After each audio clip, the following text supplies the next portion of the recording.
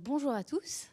D'abord, un petit remerciement. Merci aux organisateurs et merci de nous accueillir aujourd'hui pour partager nos travaux en cours, parce qu'il s'agit bien de work in progress. Et donc, on est évidemment très curieuse d'avoir vos retours dans un second temps. Alors, pour commencer, je vais vous présenter la structure de notre exposé et vous annoncer d'emblée qu'il n'y a pas de PowerPoint. Donc, vous devrez être très concentrés pour suivre le fil conducteur. Alors, cette présentation est divisée en deux parties. Une première partie qui est plutôt un diagnostic. D'abord, sur les enjeux terminologiques, et ça, c'est Céline qui va nous en parler. Et ensuite, sur les enjeux juridiques, la question qui va nous occuper, c'est comment les évolutions qui sont au cœur de ce cycle de séminaires interrogent le juriste en droit social et plus particulièrement mettent au défi les catégories traditionnelles du droit social, les logiques aussi. Et ensuite, dans un second temps, nous allons aborder déjà un certain nombre de réponses. Ce sont des réponses qui sont soit développées à droit constant par les acteurs de terrain pour essayer de rencontrer les défis qu'on aura mis en évidence, ou alors ce sont déjà des réponses pleinement juridiques développées par les juridictions ou par les législateurs. Voilà, eh bien, je vais passer la parole à Céline qui va donc nous entretenir des enjeux terminologiques et des notions. Merci. Alors, pour entamer cette présentation, il nous est paru important effectivement d'apporter quelques précisions d'ordre conceptuel pour tenter de mieux comprendre de quoi il était question ici et de décrire un petit peu ce phénomène qui nous occupe. Alors, en l'absence d'une réglementation spécifique à l'échelle européenne ou belge sur ce phénomène, qui propose une définition claire, légale et partant d'une terminologie consensuelle, eh bien, il faut tout d'abord, évidemment, se pencher sur les écrits d'auteurs venant d'autres disciplines. Malheureusement, je n'ai pas le temps de faire un tour d'horizon des concepts en présence. Donc, je vais tout de suite dans le vif du sujet en proposant, pour approcher ce phénomène et l'exprimer en droit social, je vous propose d'emblée de parler de la notion de travail par l'intermédiaire de plateformes numériques. Je développerai ensuite quelques caractéristiques essentielles et une typologie sommaire sera également développée. Alors, en ce qui concerne donc, la notion de travail par l'intermédiaire de plateformes numériques, elle nous paraît appropriée pour viser le phénomène des plateformes numériques qui permettent cette rencontre de l'offre et de la demande autour de l'accomplissement d'une prestation de travail, c'est-à-dire ces plateformes numériques qui mettent en relation des personnes qui commandent une certaine prestation de travail, on va les appeler les utilisateurs, avec des personnes qui sont prêtes à exécuter ces prestations, on va les appeler les travailleurs, contre rémunération.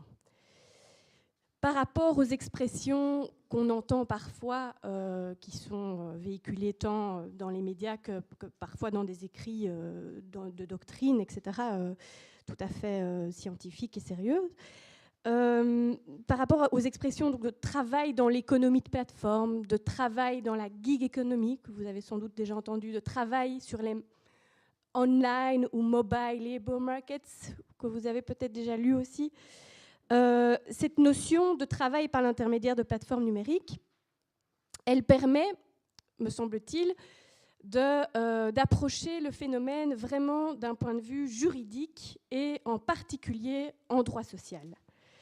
Parce que, contrairement à ces expressions, cette notion n'engage pas dans son intitulé même un certain parti pris pour la marchandisation du travail. Et à tout le moins, elle n'envisage pas le travail abstrait, c'est-à-dire le bien qu'on échange, comme l'élément prépondérant, principal, inévitable à cette forme de travail.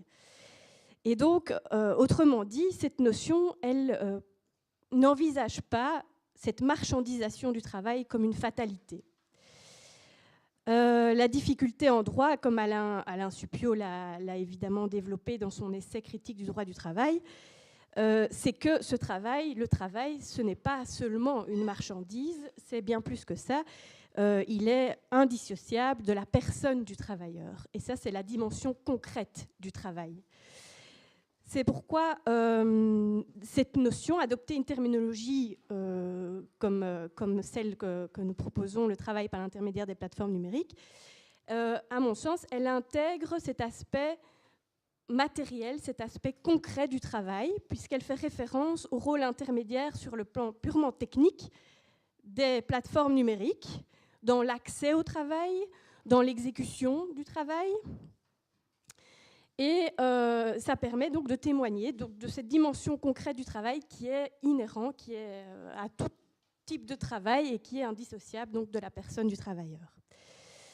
Nous préférons également cette notion par rapport aux expressions anglaises qu'on rencontre très fréquemment dans les écrits de crowdsourcing, crowdwork, crowd-employment, en raison peut-être de l'ambiguïté de ces termes et surtout aussi de la difficulté de les traduire en langue française au moyen d'une terminologie adaptée et surtout qui rend compte de cette dimension concrète que nous semble permettre la notion de travail par l'intermédiaire de plateformes numériques.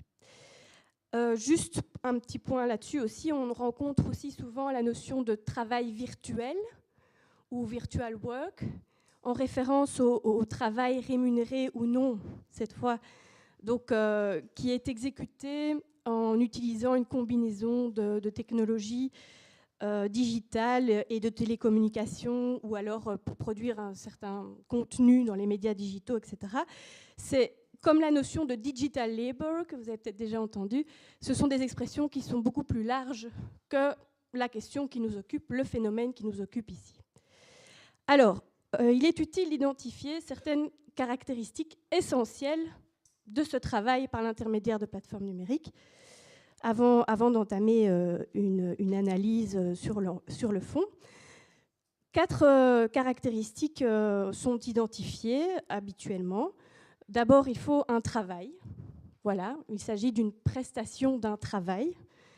Les tâches qui sont exécutées peuvent être de nature tout à fait variée, mais ce qui revient, ce qui est commun, c'est vraiment la mobilisation d'une force de travail, à la différence, par exemple, de la location d'un bien immobilier, de la location d'une voiture, de la vente d'un bien, etc. Ici, on est en présence d'un service qui est d'exécuter un travail. Oui, voilà. Donc, évidemment, ça n'empêche pas que dans les activités telles que mettre un bien en location, etc., on puisse parler d'activités professionnelles en soi, donc avec l'obligation de respecter certaines formalités et certaines obligations en matière fiscale et sociale. Mais les enjeux en droit social sont différents et c'est pourquoi nous n'incluons pas ce type d'activité dans la notion de travail par intermédiaire de plateformes numériques. Alors, deuxième élément caractéristique, c'est une rémunération. C'est un travail qui est exécuté contre rémunération. Les situations dans lesquelles un travail est exécuté sans qu'il y ait un échange, sans qu'il ne soit échangé contre une rémunération, ne sont pas ici visées par la notion de travail par l'intermédiaire de plateformes numériques. Typiquement, par exemple, on pense à la problématique de la coproduction de valeur par les internautes, par les personnes qui utilisent des technologies digitales, ou ce qu'on appelle aussi le digital labor dans la littérature scientifique, qui renvoie à ce type de travail dans lequel, que nous effectuons sans le savoir, lorsque, par exemple, nous remplissons un formulaire sur Internet, lorsque nous postons un commentaire, etc. Tout ça génère des données qui sont exploitables par des tiers. Donc certaines théories montrent que c'est du travail. Ça peut être qualifié comme tel, mais en soi, il n'est pas rémunéré, donc il n'entre pas dans cette catégorie de travail par l'intermédiaire de plateformes numériques qu'on essaye de dompter et de comprendre. Alors, un troisième élément caractéristique, c'est que ce travail il est effectué dans le cadre d'une forme d'emploi atypique, dans le sens qui est celui qu'a développé l'Organisation internationale du travail, non pas dans ses conventions, mais dans ses rapports, etc., dans ses recherches.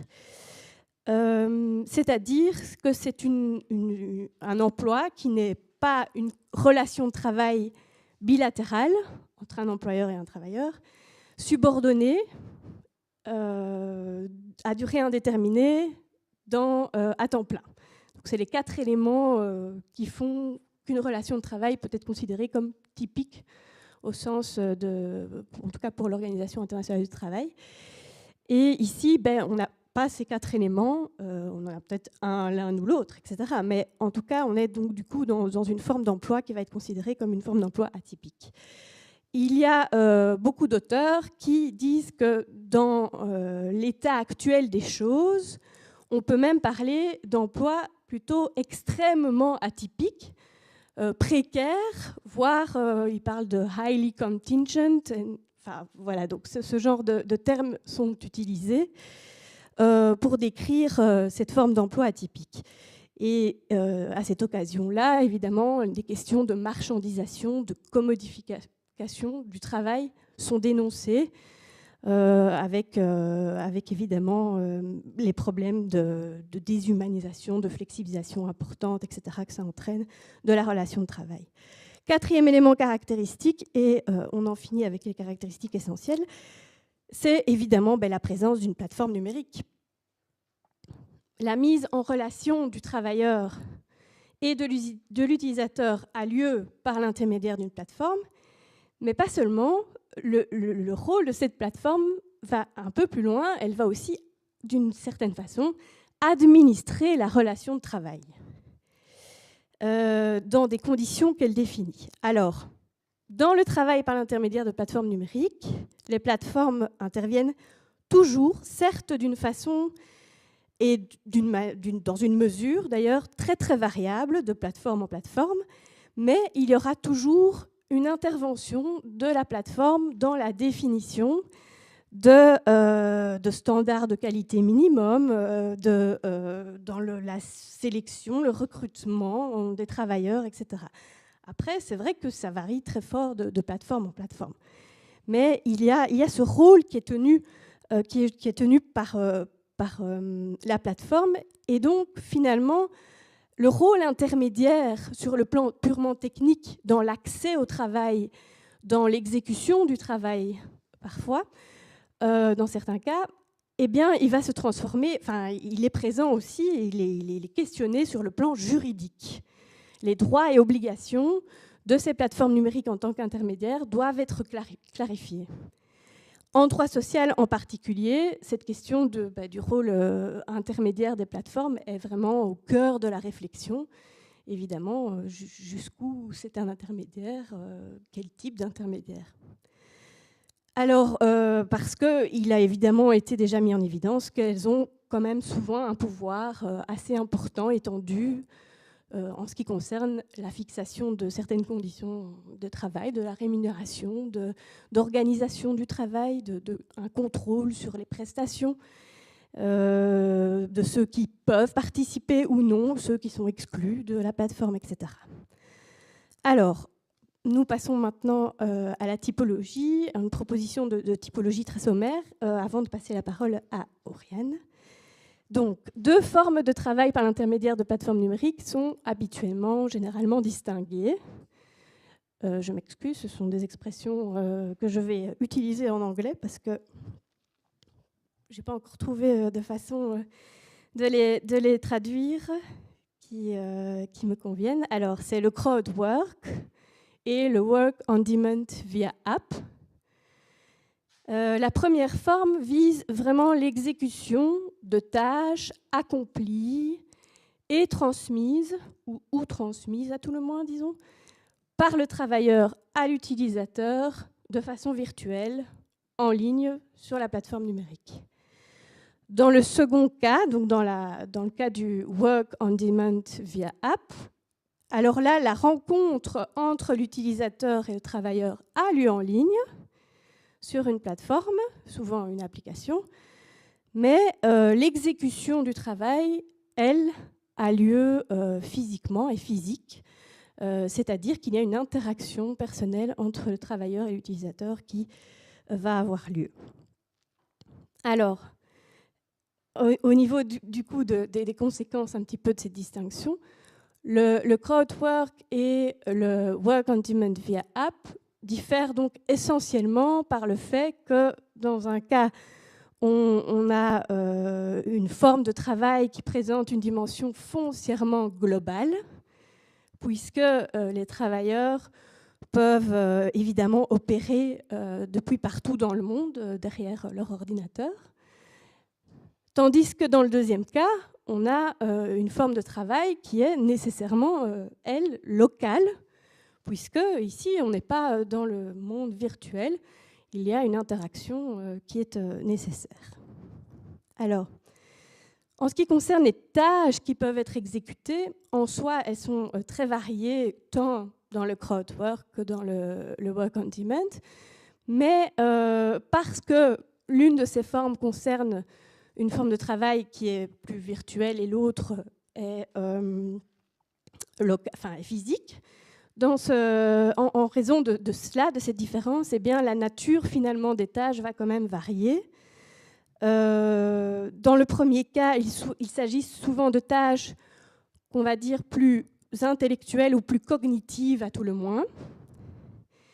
C'est-à-dire qu'elles peuvent être des micro-tâches répétitives, tout à fait séquencées. Elles correspondent à des petites tâches très séquencées, mais elles impliquent à tout le moins un traitement, un jugement propre à l'intelligence humaine, à la différence par opposition donc à l'intelligence artificielle, dans le sens où les robots ne pourraient pas encore, le faire, l'exécuter.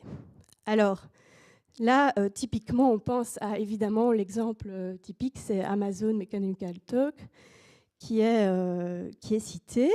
Alors, mais ça peut concerner aussi, pas seulement ces micro-tâches, ça peut concerner des travaux beaucoup plus importants, ou en tout cas un petit peu plus importants, qui mobilisent des compétences spécifiques, un certain savoir-faire, etc. On pense aux plateformes de Upwork ou bien Freelancers et ce genre de choses qui proposent des tâches autour souvent de, je sais pas, création d'un site web ou de graphisme en général, etc.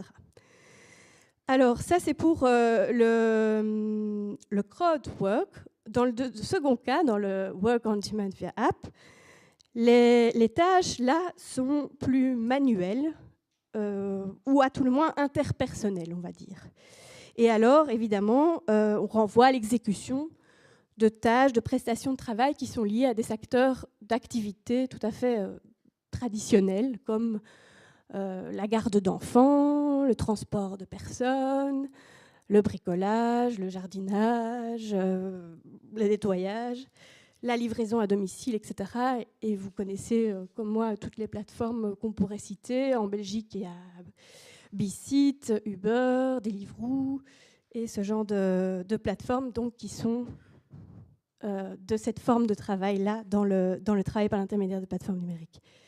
Une dernière chose à signaler qui est quand même intéressante, que nous ne développons pas nécessairement, mais qui est pertinente pour l'analyse en droit social, c'est qu'il faut se rendre compte que la majorité des prestations de travail qui relèvent du crowdwork sont en réalité des prestations de travail accomplies par des particuliers pour le compte d'entreprises. Donc on est dans le peer-to-business, tandis que dans le cas du work on demand via app, là on est dans des tâches qui sont accomplies par des particuliers pour le compte d'autres particuliers. On est réellement dans le peer-to-peer. Voilà, ça peut avoir un impact important sur comment déterminer le rôle de la plateforme en tant que telle. Quoi qu'il en soit, il faut être bien conscient de l'hétérogénéité du travail par l'intermédiaire de plateformes numériques. Et donc une typologie plus précise pourrait être recherchée, mais ça reste encore à faire. Voilà. Je vais passer la parole à Oriane. Parfait. Merci beaucoup, Céline. Donc, ta partie était tout à fait fondamentale, évidemment, puisqu'elle nous a permis de mettre de l'ordre dans cet ensemble très hétérogène des pratiques de travail par l'intermédiaire des plateformes. On a compris que c'était un objet complexe avec des formes multiples. Moi, ici, dans un deuxième temps, je vais essayer de poser la question en quoi est-ce que ces nouvelles pratiques nous interrogent, en quoi est-ce qu'elles mettent au défi le droit du travail, à la fois comme corps de règles, mais aussi comme discipline. Comment est-ce que donc ces nouvelles pratiques mettent au défi le droit social? Et on va tenir deux fils pour répondre à cette question. Le premier, il est plutôt inspiré d'une approche par les finalités. Je vais commencer par là. Et ensuite, tu compléteras ce premier diagnostic en mettant en évidence certaines données sociologiques qui ont trait à la réalité, au vécu des travailleurs de plateforme et qui nous poussent, elles aussi, ces réalités, à interroger les dispositifs en vigueur. Donc, premier fil, approche par les finalités, peut-être quelques considérations un peu théoriques pour commencer. Ça paraîtra, je pense, assez trivial pour tout le monde, mais on a l'habitude de voir le droit comme un instrument de contrainte qui s'imprime sur les pratiques, mais on peut aussi l'envisager de manière complémentaire comme un instrument mis au service de finalités, et de finalités qui sont parfois contradictoires, complexes, qui se sont imposées par des luttes à travers l'histoire. Et évidemment, le droit social en est un exemple particulièrement intéressant. Et donc, comme instrument au service de finalité, on doit constater le fait qu'il est donc une création humaine, perfectible, et que ces dispositifs sont susceptibles d'être interrogés.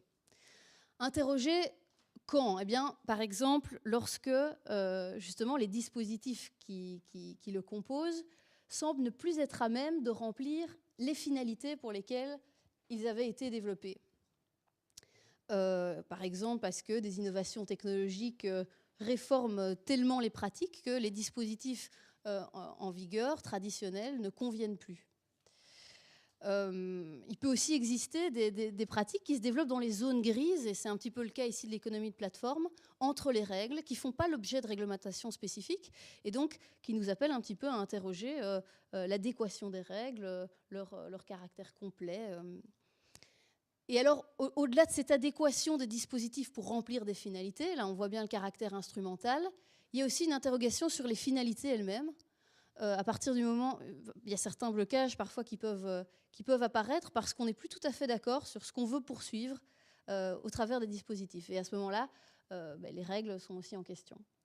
Alors, bon, ça c'est un petit peu théorie, mais ce n'est pas si théorique que ça. Et ce que je voudrais vous montrer, c'est que, très précisément, les pratiques dont il est question ici, eh bien, elles créent ces blocages. Elles les mettent en évidence. Et elles les mettent en évidence parce qu'il y a des doutes qui émergent sur l'application du droit à ces pratiques, ces nouvelles pratiques. Et on voit qu'il y a plutôt, alors que ces questions émergent, ces blocages, plutôt une inertie institutionnelle. Pendant un certain temps, un silence des autorités publiques par rapport à ces nouvelles pratiques et à la manière de les encadrer juridiquement. Un silence qui est, comme souvent, pas neutre, puisque c'est un silence dont ont pu se servir certains acteurs qui, justement, considèrent que le caractère innovant de leurs pratiques, et je parle en particulier de ces plateformes, justifierait que le cadre en vigueur ne s'applique pas. Et là, je ne parle pas uniquement du droit social, ça dépasse largement le droit social, mais évidemment, c'est particulièrement sensible en droit social. Et donc, revenons à la petite démonstration. En quoi est-ce que le droit social en particulier est mis en question par ces nouvelles pratiques? Eh bien, de manière un petit peu réductrice, volontairement, j'identifie 3 finalités trois finalités dominantes qui orientent, qui informent les dispositifs de droit social. Et pour chacune de ces finalités, un corps de règles à travers lequel ces finalités sont réalisées. Première finalité, protéger le travailleur, considéré comme une partie faible dans une transaction dont l'objet est son travail. Et donc le protéger en particulier contre les abus d'autorité de l'employeur, de cette personne qui légitimement, régulièrement, légalement, exerce une autorité sur lui. Et donc on trouve dans le droit social et dans le droit du travail en particulier, le droit individuel, ce qu'on appelle aussi la réglementation, la protection du travail, des tas de dispositifs qui visent à protéger cette partie faible. Deuxième finalité, permettre aux travailleurs de participer à la définition de ces conditions de travail. Il y a une finalité de type démocratique qui traverse le droit social au travers des dispositifs en particulier de droit collectif du travail et la valorisation de formes d'autonomie. Troisième finalité, assurer un revenu d'existence et protéger les travailleurs contre les aléas de la vie. Et ici, cette finalité-là, ou cette double finalité, elle est plus directement liée, non pas tant à la situation de subordination juridique, mais à la situation de dépendance économique du travailleur par rapport à un employeur, et donc à la nécessité de compenser l'absence de travail par une rémunération de remplacement. Et donc là, on a tout le corpus juridique, la sécurité sociale. Alors, quid dans le cas du travailleur de plateforme ? Comment est-ce que ces différents corps de règles s'appliquent ? Est-ce que le droit social et ses dispositifs parviennent, pour le cas particulier de ce travailleur, à rencontrer ces finalités historiques traditionnelles ?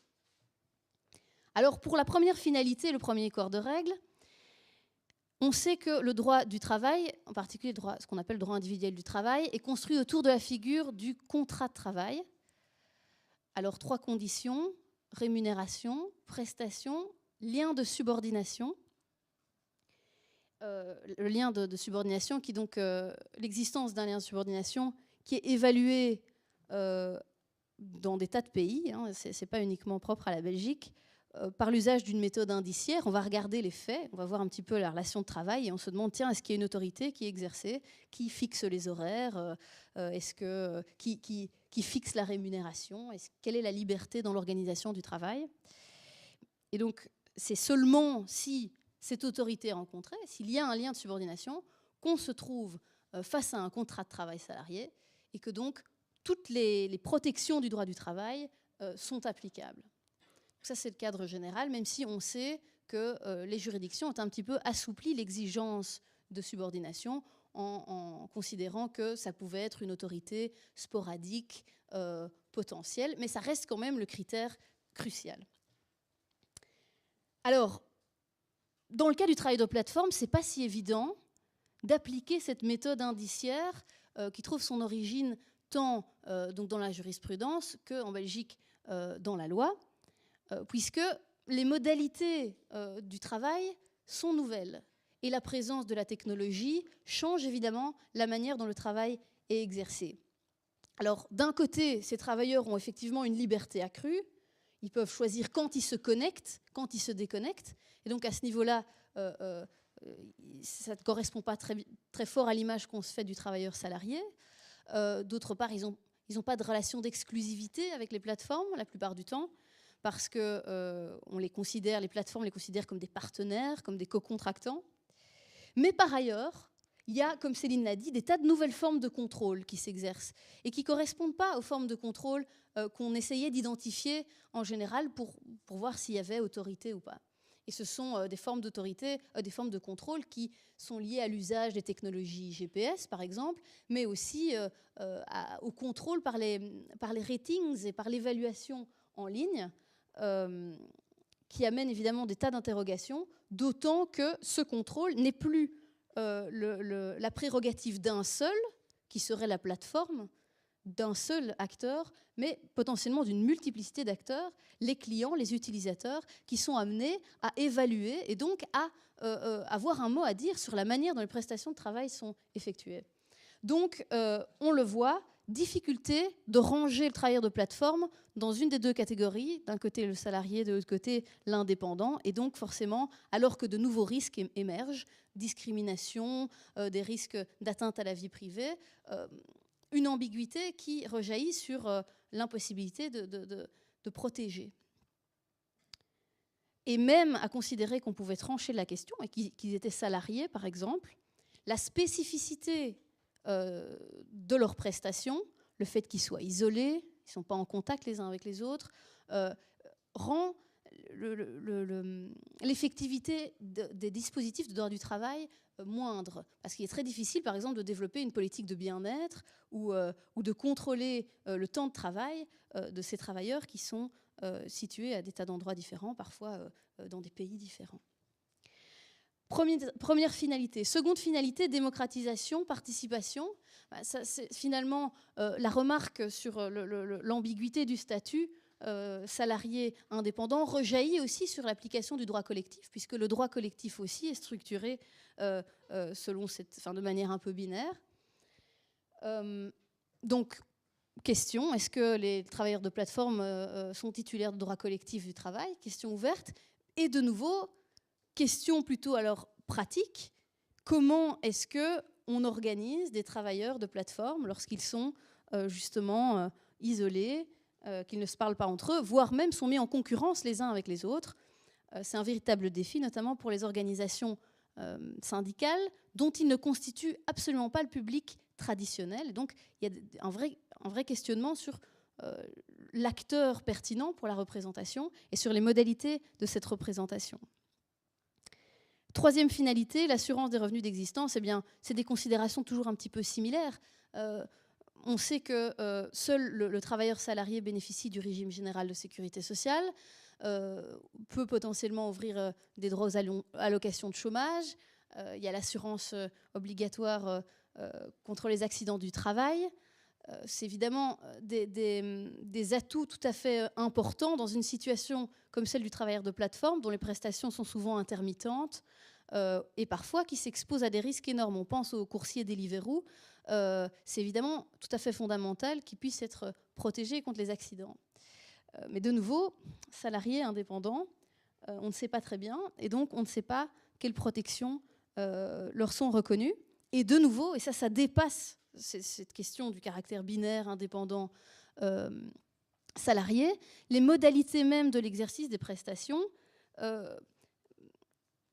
mettent en doute l'effectivité du droit social, ici de la sécurité sociale, puisque si on a des prestations très courtes, est-ce qu'on remplit les conditions, par exemple, de stage en matière de chômage? C'est absolument pas évident. Donc, problème d'effectivité là aussi. Et donc, je terminerai par une dernière considération, ce premier fil rouge par les finalités, en disant que dans les discours, c'est assez intéressant, dans les discours des plateformes, il y a aussi toute une idée de l'indépendance, de la liberté dans le travail, qui est portée au nu, qui est très proche aussi de cette idée d'entrepreneuriat. Et donc, je disais dans l'introduction, blocages qui naissent de la mise en relief d'une inadéquation des dispositifs à remplir certaines finalités, mais aussi blocages qui mettent en lumière des désaccords potentiels sur les finalités elles-mêmes. Et on voit dans les discours émerger des revendications pour un effacement des réglementations, simplement parce que les protections ne seraient plus souhaitables nécessairement, mais comporteraient au nu un discours de liberté. Le travailleur de plateforme serait totalement libre et imposer des réglementations quelque part le contraindrait. Je vais passer maintenant la parole à Céline pour un petit complément sociologique sur les enjeux. Oui, merci. Donc, effectivement, outre cette approche par les finalités historiques du droit social, on peut mettre en évidence à ce stade des données sociologiques, c'est-à-dire des éléments un peu plus de contextualisation qui vont montrer un petit peu, qui vont venir contredire la rhétorique de certains acteurs et montrer l'urgence de la problématique et de la question de la protection des travailleurs, des personnes qui travaillent par l'intermédiaire de plateformes numériques. Il existe encore peu de données pour l'Europe, disponibles pour l'Europe. Il y en a pas mal aux États-Unis. En ce qui concerne le profil des travailleurs et leur motivation à travailler donc sous cette forme de travail. Quelques tendances générales se dessinent toutefois et sont toutefois constatées. À la suite de premières études, il y a par exemple eu une étude assez importante au niveau national au Royaume-Uni, en Suède également. Ces données sont d'ailleurs récoltées et expliquées dans un rapport assez intéressant du Joint Research Center de la Commission européenne, qui maintenant commence à dater, il a 1 an. Mais comme les choses vont vite dans ces matières, c'est vrai qu'on attend des nouvelles données et il y a de toute façon toute une série d'études qui sont en cours. Quoi qu'il en soit, des tendances générales. Alors, les travailleurs de plateforme semblent être plus jeunes et plus qualifiés, diplômés que la population active de référence. À quelques exceptions près, les femmes sont plus représentées, étonnamment, dans le travail par l'intermédiaire de plateformes numériques, ou le sont également par rapport aux hommes. Mais en tout cas, elles ne le sont pas moins. Alors, les premières enquêtes viennent contredire un discours ambiant qui est très prenant, qui est très véhiculé largement, en tout cas aujourd'hui. C'est le fait que les travailleurs de plateforme seraient majoritairement des étudiants. Apparemment, ils ne représenteraient que, d'après ces études, 10% des travailleurs de plateforme. Alors, il y a un autre discours qui est déconstruit d'emblée par ces études qui porte sur les motivations des travailleurs de plateforme. Souvent, il est affirmé qu'il s'agit là de se faire un petit peu d'argent de poche, voire de passer le temps, quand on s'ennuie un petit peu. Eh bien, la raison principale, quand même, que révèlent ces études, à travailler par l'intermédiaire de plateformes numériques, elle est bien entendu financière. Il s'agit véritablement de gagner de l'argent pour vivre. Il s'agit de récolter un revenu, d'avoir un revenu, même si celui-ci est parfois très bas. Les données sont encore trop limitées pour affirmer les choses en la matière, mais quoi qu'il en soit, il apparaît qu'une bonne partie des travailleurs tirent leur source principale de revenus du travail par l'intermédiaire de plateformes numériques, ou en tout cas complètent de manière indispensable, en tout cas les revenus qu'ils tirent d'autres activités. Mais donc il s'agit là d'un complément nécessaire pour vivre pour ces travailleurs. Alors, en ce qui concerne d'autres données sur d'autres plans, là, je vais parfois rejoindre ce qu'Oriane a expliqué, mais c'est une approche plus sociologique. Les dangers liés à la déshumanisation du travail, au caractère invisible, le fait d'être retranché derrière une application, derrière un téléphone mobile, derrière un ordinateur, etc., sont souvent dénoncés. Mais il y a aussi évidemment les dangers liés à la flexibilité du travail qui sont très présents et qui sont donc liés à cette prétendue liberté, autonomie que le travail par l'intermédiaire de plateformes numériques permet. Donc souvent, il est invoqué que cette flexibilité, elle est vraiment recherchée et elle est vraiment poursuivie, appréciée par les travailleurs concernés. C'est sûr, ils peuvent choisir les moments où ils travaillent, ils ne sont pas liés par un horaire de travail fixe. Ça leur permet de combiner évidemment ce travail-là avec d'autres activités, que ce soit un autre emploi, des études, etc. Alors c'est certainement un point positif, mais ça doit être mis en balance avec d'autres aspects de cette flexibilité nécessairement. Les plateformes numériques et leurs systèmes d'évaluation permettent une mise en concurrence des travailleurs sans précédent, qui a une influence évidemment importante sur l'accès au travail, mais aussi sur le prix du travail. Des heures de travail chaque fois plus longues doivent alors être prestées pour pas nécessairement gagner plus, ou bien au contraire.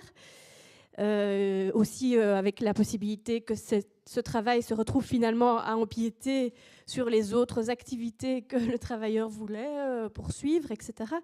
Donc, de manière générale, il y a aussi une grande instabilité de revenus dans le travail par l'intermédiaire de plateformes numériques qui peut être constatée.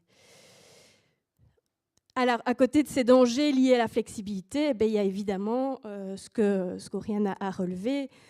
Ces travailleurs considérés comme des travailleurs indépendants sont privés de l'application du droit du travail et ne bénéficient pas d'une couverture sociale appropriée pour cette activité en tout cas.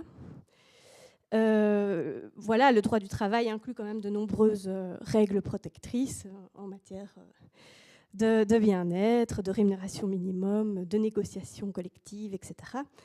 Les risques chômage, on l'a dit, d'accident de travail ne sont pas prévus dans le statut social des travailleurs indépendants. Mais même les prestations ou les garanties liées à d'autres couvertures, comme les accidents, maladies, les pensions, etc., peuvent être différentes aussi dans le statut social des travailleurs indépendants. Donc, il y a vraiment un enjeu à ce niveau-là. Il y a les questions aussi de lutte contre la discrimination, de responsabilité civile des travailleurs, de protection de la vie privée qui sont vraiment posées différemment en l'absence d'un employeur. Et tous ces éléments nous permettent nous montrent effectivement l'urgence de penser de façon substantielle la protection des travailleurs, des personnes qui travaillent par l'intermédiaire de plateformes numériques. Et je te passe le micro. Merci. Donc voilà, vous l'aurez compris, on passe à la seconde partie de notre exposé qui sera plus courte que la première. Je vais donc commencer par vous parler un tout petit peu de réponses qui sont développées de manière bottom-up, plutôt par les acteurs. Sans toucher aux règles juridiques en vigueur, mais parfois, on peut dire, en adoptant une attitude d'expérimentation avec elles. Et c'est ça, évidemment, qui est intéressant, c'est qu'on peut dire que, d'une certaine manière, les plateformes ont cette même approche d'expérimentation avec les normes juridiques. Et donc, les acteurs, en réponse aux défis que posent ces évolutions, elles aussi font preuve d'expérimentation. Alors, après, Céline nous en dira un peu plus sur les initiatives juridiques, les juges et le législateur, mais aussi éventuellement des propositions législatives qui ne sont pas du tout encore, qui n'ont pas été adoptées. Alors, rapidement, on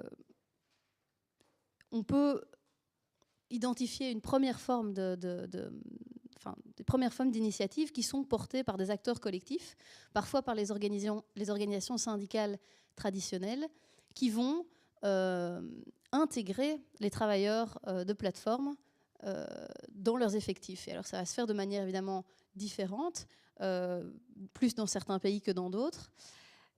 Certains pays sont très à l'avance. Certains vont négocier des conventions collectives pour les travailleurs indépendants, fixer des tarifs minima. Alors, ce qui est intéressant, et ça, je me permets de faire une petite parenthèse, c'est que la plupart des stratégies qui sont développées par les acteurs ne visent en fait pas seulement les travailleurs de plateforme. Elles visent, comme tu disais très bien, tous les travailleurs atypiques, c'est-à-dire des travailleurs qui sont confrontés à des formes de travail intermittentes et à des nouvelles formes de précarité aussi. Et donc, en répondant aux défis de l'économie de plateforme, quelque part, elles se saisissent aussi d'enjeux plus larges. Donc, c'est ici le cas avec la représentation des travailleurs indépendants. Alors, soit donc par des organisations traditionnelles, soit par des organisations qui se créent pour les besoins de la cause. Et on en a un bel exemple avec, vous avez probablement suivi un petit peu les actions collectives des coursiers Deliveroo ces derniers mois. Le collectif des coursiers, c'est donc un exemple d'organisation qui s'est créé vraiment de manière ad hoc.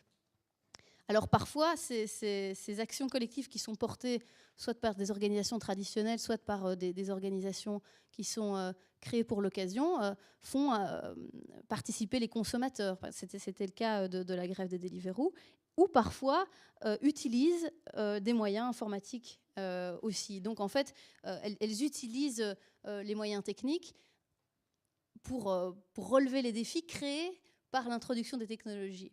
Et donc, par exemple, il y a des plateformes en ligne comme Turkopticon pour les travailleurs d'Amazon Mechanical Turk, tu en parlais, ou encore la plateforme Fair Crowd Work qui a été développée par, si je ne me trompe pas, IG Metall en Allemagne et qui vise vraiment à donner la possibilité aux travailleurs d'évaluer eux-mêmes soit des plateformes, soit les clients qui utilisent ces plateformes. Donc des réponses autonomes, avec quand même cette difficulté du droit de la concurrence lorsqu'on parle de négociations collectives par des travailleurs considérés comme indépendants. La Cour de justice de l'Union européenne considère que ces indépendants sont des entreprises et que donc à partir du moment où ils se mettent d'accord pour fixer des tarifs minimaux, quelque part il s'agit d'ententes irrégulières. Première forme donc d'initiative bottom-up. Deuxième forme, les coopératives, avec cette idée d'une réappropriation des moyens de production. Mais évidemment, c'est intéressant puisque dans le cas des plateformes, souvent les travailleurs sont déjà propriétaires des moyens de production, de leur vélo, de leur voiture, etc. Ça dépend des cas. Mais donc, création de coopératives, surtout pour répondre à l'enjeu démocratique. Deuxième finalité. Coopérative, par exemple, de coursiers. J'ai étudié ce cas-là plus particulièrement, on pourra en reparler. Et à cet égard, bon, ce n'est pas une solution, évidemment, qui est nécessairement évidente, parce que ça pose des questions de viabilité économique des modèles de coopératives de travailleurs de plateforme, de concurrence, et puis c'est un peu cette schizophrénie qui peut intervenir lorsque on est à la fois coopérateur et travailleur de la coopérative.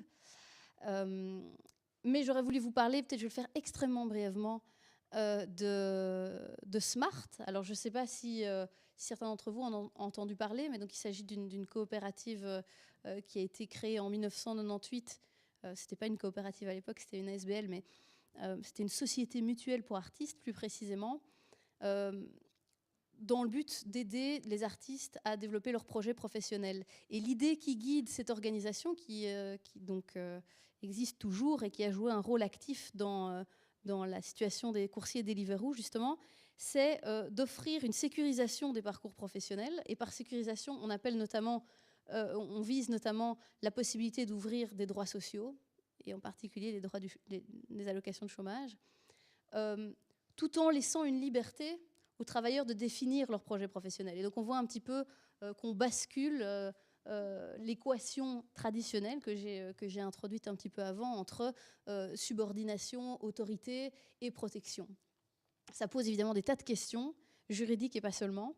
Mais ce qui est intéressant, c'est que donc Smart adopte quelque part le rôle de l'employeur pour des tas de travailleurs différents, et ce faisant leur permet de sécuriser un peu, parce qu'il ne s'agit pas d'appliquer tout le droit du travail, notamment pour des raisons comment est-ce que je pourrais dire, de situation des travailleurs, d'isolement. C'est très difficile, mais ça leur offre un plus. Et pourquoi est-ce que c'est lié à l'économie de plateforme et au travers de plateforme? Parce que justement, Smart, ces 2 dernières années, avait salarié les coursiers de la plateforme Deliveroo, et avant ça, la plateforme d'ailleurs Take It Easy.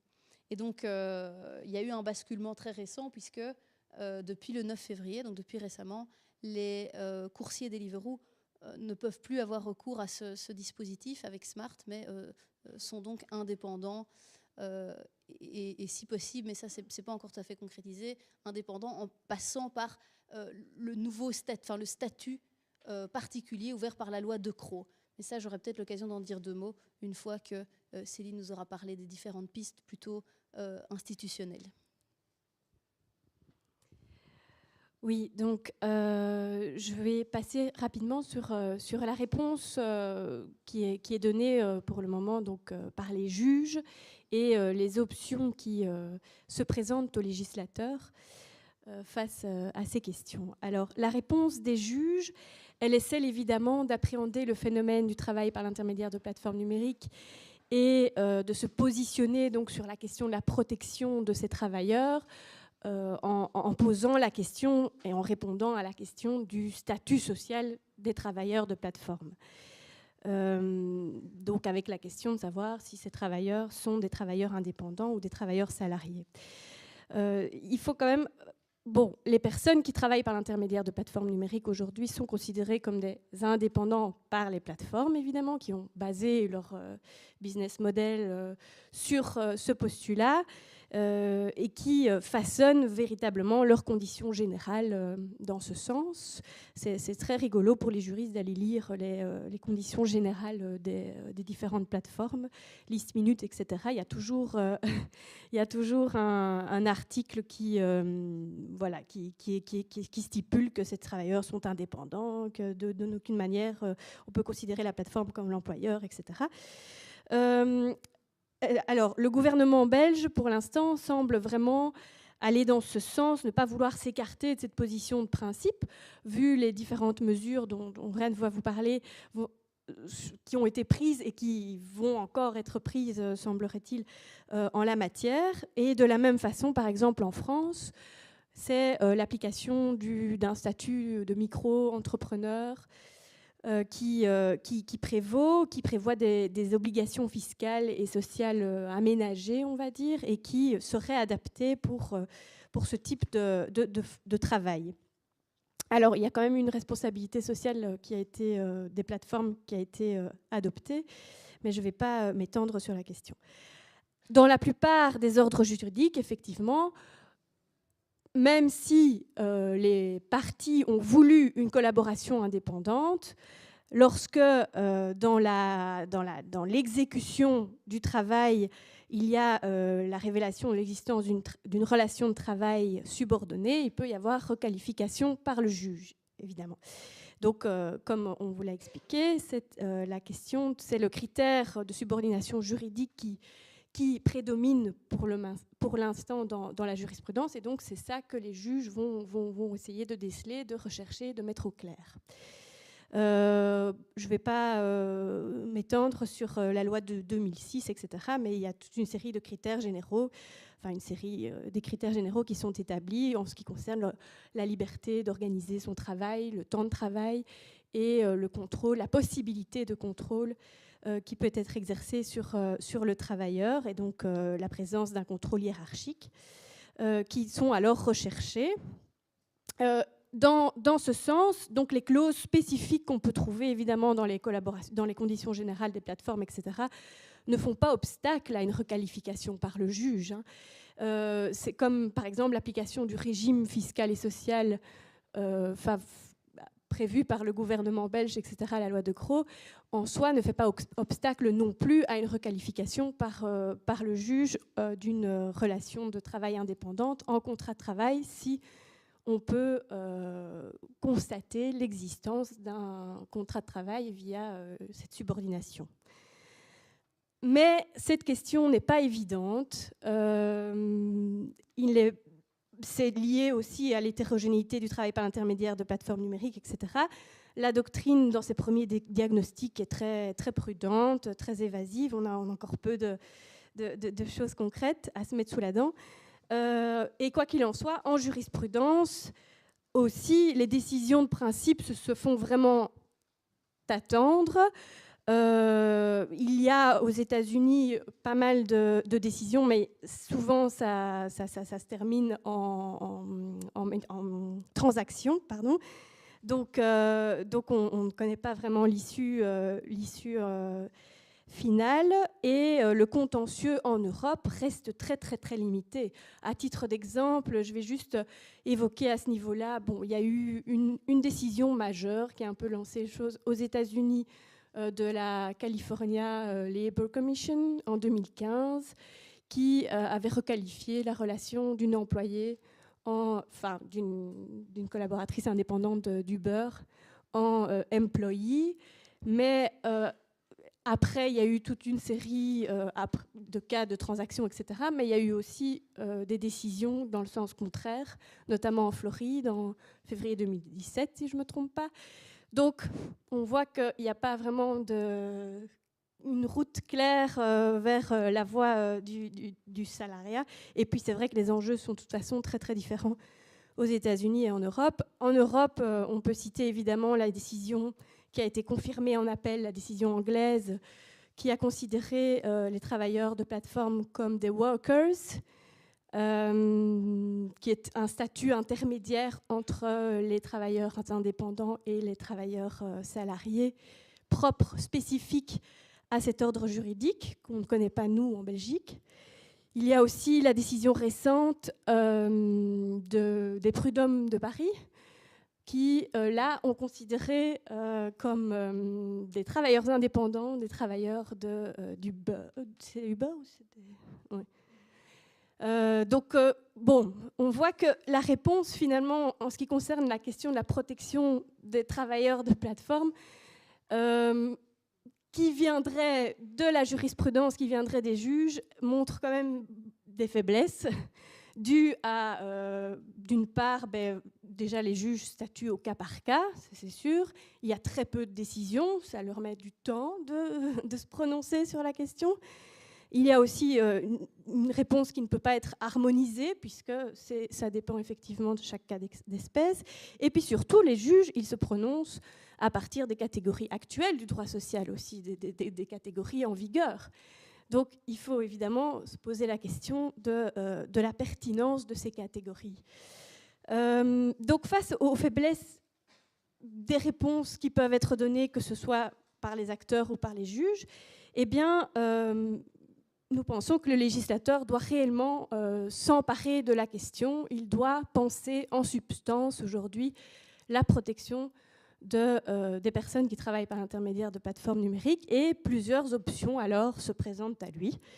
Le but est ici de faire juste un rapide tour d'horizon sans développer. D'ailleurs, pour l'exercice, j'ai classifié un peu sommairement, très schématiquement, ces différentes options.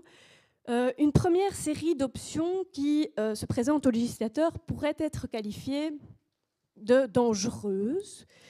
Elle porte sur la création de statuts intermédiaires entre les travailleurs indépendants et les travailleurs salariés, ou l'établissement de protection partielle, en établissant une catégorie spécifique pour les travailleurs de plateforme, ou alors toutes les mesures qui viennent affaiblir de manière générale les catégories existantes qui participent à leur diffusion, pour soi-disant encourager cette innovation, ces innovations, cette économie, cette nouvelle économie prometteuse. Alors, évidemment, ce sont des options qui sont assez critiquées en doctrine. Il est parlé, on dénonce ici la dérégulation des marchés du travail, la démutualisation des risques, et évidemment la multiplication des formes d'emploi atypiques, etc. Alors, un certain nombre d'autres propositions correspondent ici à des solutions qui sont peut-être jugées conservatrices, dans le sens où elles visent essentiellement à préserver le cadre juridique, le cadre légal existant, en étendant ces règles protectrices aux travailleurs de plateforme. Donc ici, il est question, par exemple, d'instaurer une présomption de contrat de travail pour les travailleurs de plateforme, ou bien certains d'entre eux, ou alors des propositions plus innovantes aussi qui sont parfois décelées, c'est de considérer les plateformes numériques comme des agences de travail intérimaires. Donc c'est des solutions un peu conservatrices qui sont évidemment aussi critiquées parce qu'elles n'encourageraient pas cette nouvelle économie, ou alors carrément elles ne rencontreraient pas finalement des aspirations qui sont réelles de la part des travailleurs à plus d'autonomie, de liberté, etc. Alors un troisième type d'options, des pistes plus alternatives qu'on peut classer dans le même sac, mais bon, qui recoupent quand même des choses très diverses, Ce sont des pistes plus universalistes, je les ai appelées, dans le sens où les catégories actuelles du droit social sont remises en question dans ce genre de pistes, mais pas par l'introduction de régimes toujours plus spécifiques, plus particuliers, mais par justement la volonté d'étendre, de tendre vers une protection plus étendue de tous les travailleurs, donc d'inclusion dans la protection de tous les travailleurs. Et là, plusieurs auteurs développent des propositions qui tournent autour de la redéfinition de certaines catégories emblématiques en droit social, que sont les travailleurs ou même les employeurs. Donc, de redéfinir un petit peu ces termes pour pouvoir inclure dans les protections plus de personnes. Alors, ces différentes options doivent évidemment être étudiées de manière beaucoup plus approfondie pour pouvoir formuler des recommandations concrètes et se positionner concrètement sur tout ça. Il y a des propositions qui ont des effets contradictoires, parfois multiples. Certaines ne doivent être envisagées qu'en complément d'une autre, etc. Donc c'est évidemment des questions qui sont complexes. Quoi qu'il en soit, j'ai pas envisagé tout ce qui est véhiculé dans la littérature à ce niveau-là. Par exemple, on parle beaucoup de la portabilité des droits, on parle du pilier de droits sociaux fondamentaux de l'Union européenne, du développement d'un droit du travail pour tous les travailleurs, de l'allocation universelle, etc. Donc, je vais peut-être garder mon paragraphe de conclusion pour la fin.